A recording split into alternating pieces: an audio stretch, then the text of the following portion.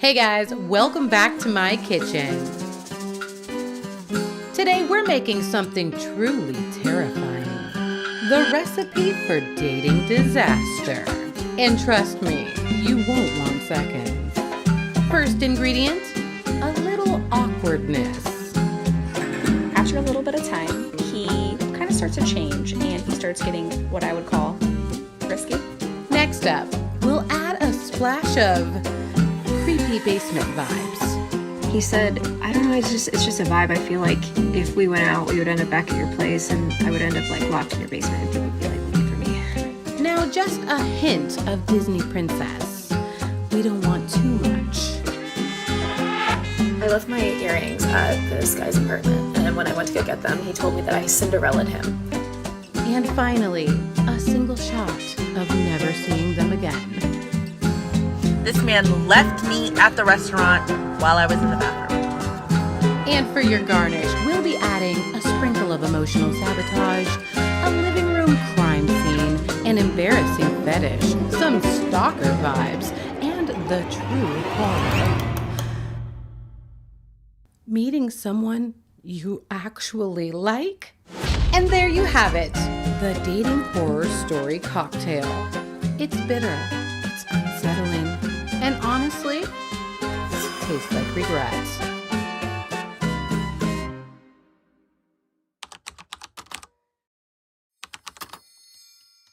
Okay, so now that we've mixed up our little cocktail of chaos, let's talk about it, because these dating horror stories are everywhere.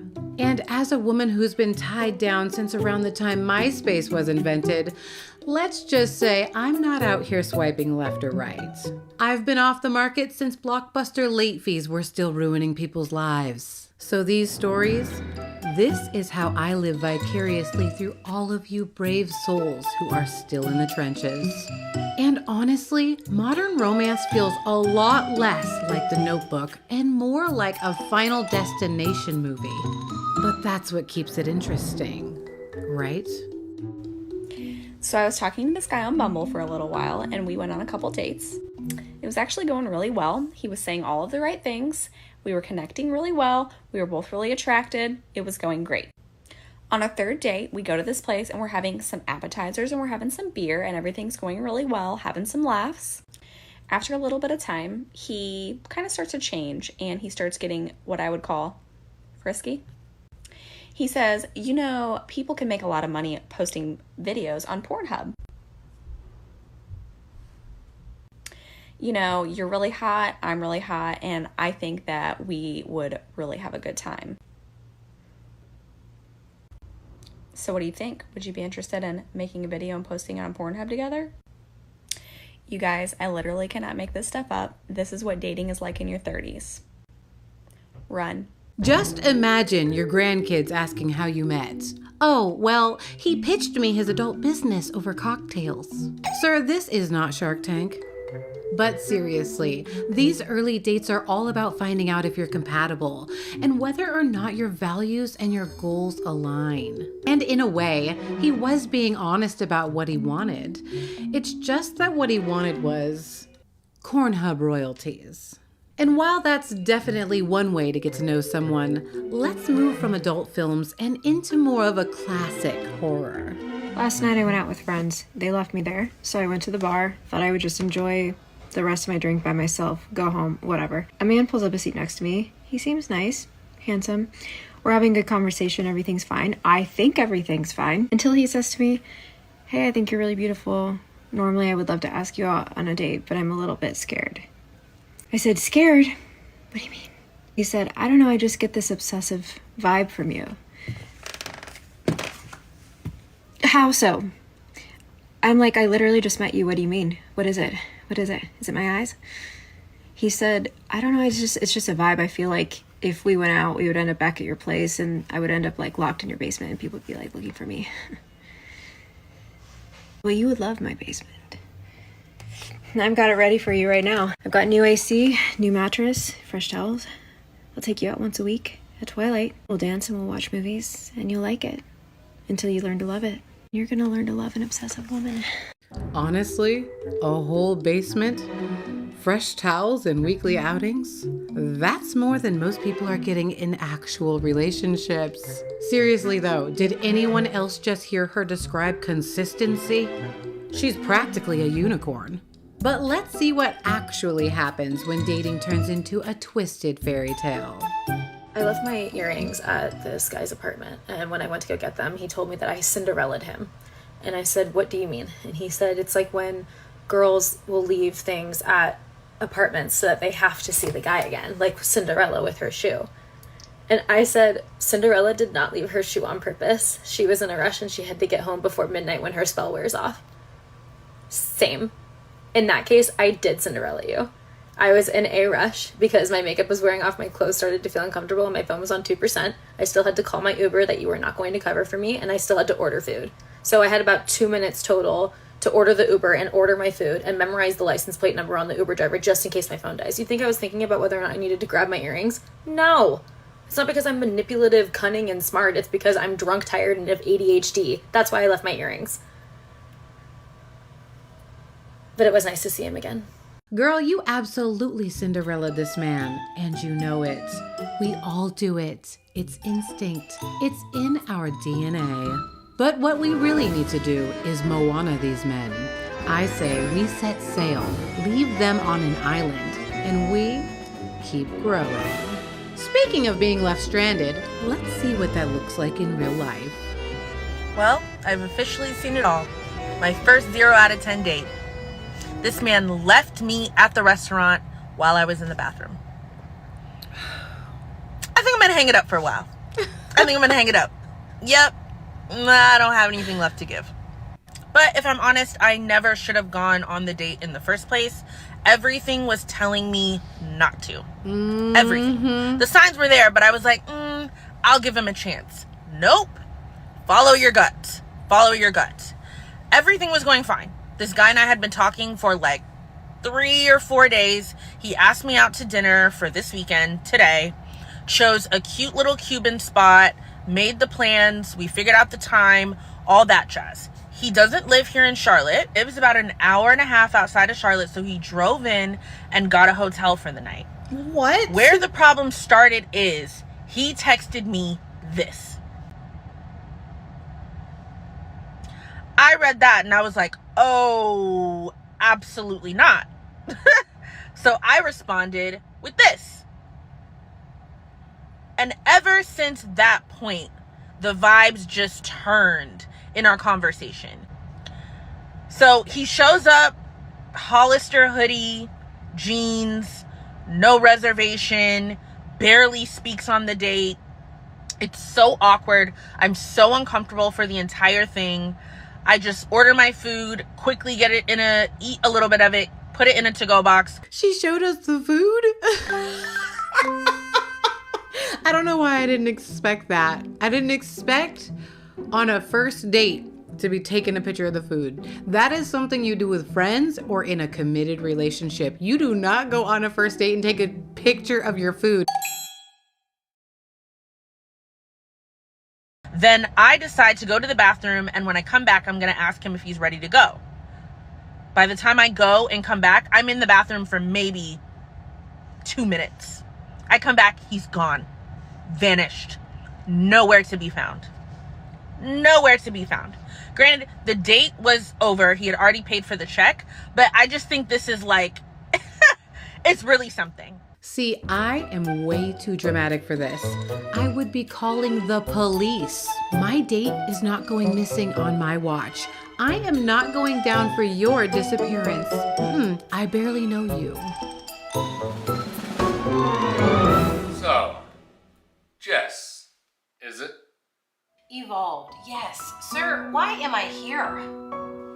I need you to tell me what happened during your date this evening. Well, I went to the restroom to, freshen up. And when I came back, he was just gone. He vanished. He disappeared. Disappeared? Any idea where he went? I have no idea. This is all that was left of him.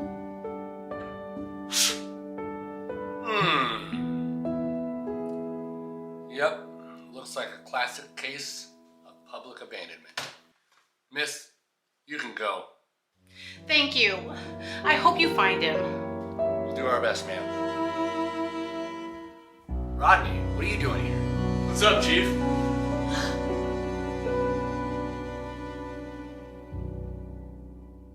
Sometimes it's not the disappearing act that hurts the most. It's the ones that stick around but don't actually see you. Case in point, imagine being with someone for 3 years and instead of supporting your goals, he's hyping up your friends' bikini pics. Imagine dating a man for 3 years just to find out that he's supporting everyone but you. It gets worse. Story time! I was in a relationship for 3 years and it started off amazing, but the longer I stayed, the more toxic it got. He turned out to be one of the most selfish men I have ever met. And he validated me in that because he was like, I will always put me first. Backstory, at the time I was dating him, I was a student athlete. Not only that, I was a heptathlete, which means I had 7 different track events to practice every single day. So to focus on school and sports and have a boyfriend with that mindset, it was stressful. Anywho, my dream at that time was not to be a track and field athlete, it was to be a content creator. So I took charge of my dreams and I started to post, and at the time I had around 2,000 followers and I was merging track and field with beauty content. Anyway, I noticed when I would post, he would absolutely ignore my post and liking the girls' bikini pictures. Wow.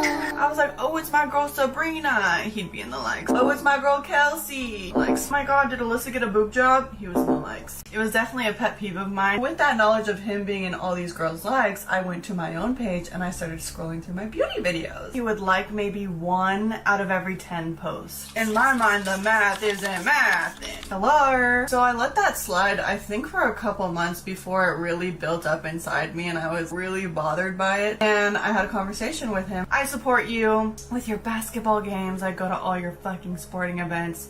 So why can't you support me in my dream of becoming a content creator? It starts how it always starts. He started to get defensive and annoyed and he was like, you care about Instagram too much. Fucking duh. Here's where the extra heinous part comes in. And I was like, I feel like checking his Instagram. And that's when I realized that motherfucker unfollowed me. Wow. Unfollowed me is crazy demonic work. Bro, I'm your girlfriend. And I forgot to add, I asked him why he did it and he said it was to humble me. So yes, it was a conscious move on his end. And y'all know he was still following Ashley, Gina, Serena, whoever, and liking their bikini pics the next day. So 2 things. Take this as your sign that if you're dating a man that acts like this, he hates you.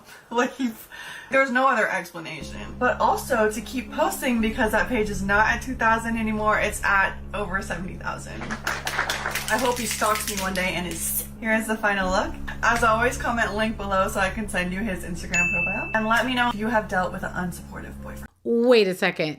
She needed to be humbled? Honey, the only thing that needed to be humbled in that relationship was his ego. And maybe his Wi-Fi connection.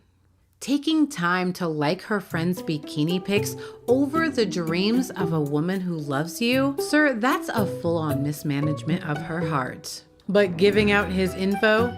Girl, that is utterly savage. And you know what? Some women have evolved past the point of even playing the game at all. They've reached enlightenment. They've reached inner peace. Or maybe just pure frustration. I'm so fucking annoyed with myself. What do you mean? What do you mean I like boys? What do you mean? What do you mean? Okay, literally, an incredible man is an average woman. When a man has his own place, has a job, takes care of himself, has like good hygiene, smells good, and incredible if he has hobbies, that is literally my girlfriends on their worst day. What do you mean I'm not gay? Boys are smelly. Girl, I get it. It's like our brains are telling us no, but our hormones are more like, actually, let's see what he's doing on Saturday. We've all had that wake-up call, haven't we? You're just sitting there like, why can't I fall for someone emotionally available? Or at least someone who has even better taste in throw pillows than me?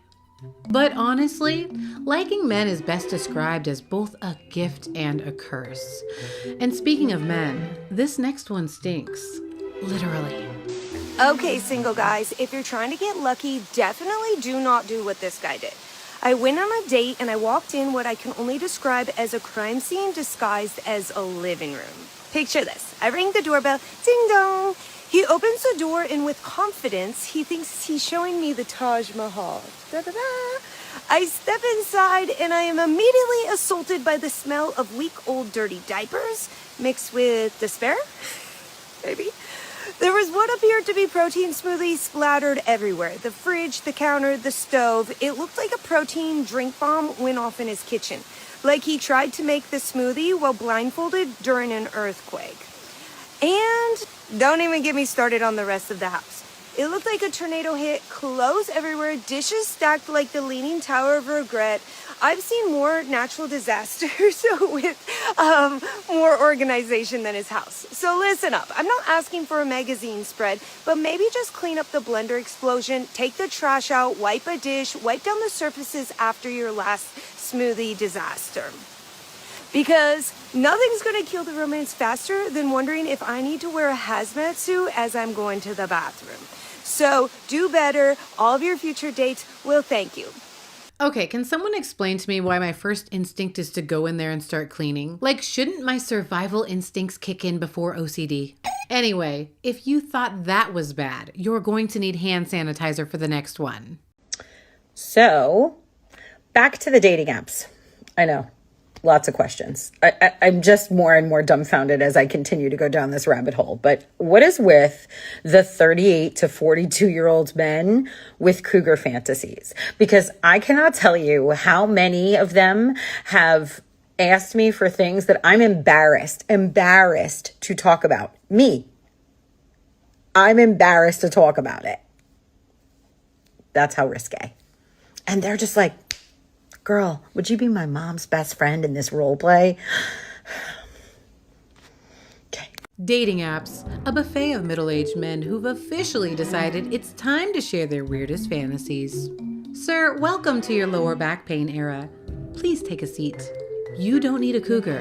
You need a chiropractor. I mean, can you imagine this waiting in your DMs? Hi. I'm looking for a white lady that's tattooed and dominant and be willing to put me in a dress and beat the shit out of me. Call me. These men need therapy, not Tinder. And speaking of therapy, what's a dating horror story without a little light stalking? This is your sign to be really careful when you use your fake Instagram account to do some research on the men that you're dating. Literally, this is so embarrassing. There's a guy that I've been talking to, so I used my fake Instagram account to just like check out his Instagram, to just do a little research on him. I looked to see who his friends were. I looked at his Instagram stories. Also, I just want to preface that the profile picture of my fake Instagram account is the girl from The Ring, like the horror movie. He obviously saw that this weird Instagram account was like watching his Instagram stories, so he blocked my fake Instagram account, which in turn and unknowingly blocked my main Instagram account. I'm so dumb. Our date is in 6 hours, so I don't know if I like bring it up on the date that I did this little silly thing, or if I just like never let him know. Like I make him think that, I don't know, like I deleted my Instagram profile and on our wedding day, I'll just be like, surprise. Please let me know what you would do if you were in my position. Like, should I bring it up tonight on the date? Or should I just like never let him know? Like, I don't know. Listen, at this point, you might as well just delete the entire app. Tell him you live off-grid, no power at all. And even better, make it happen.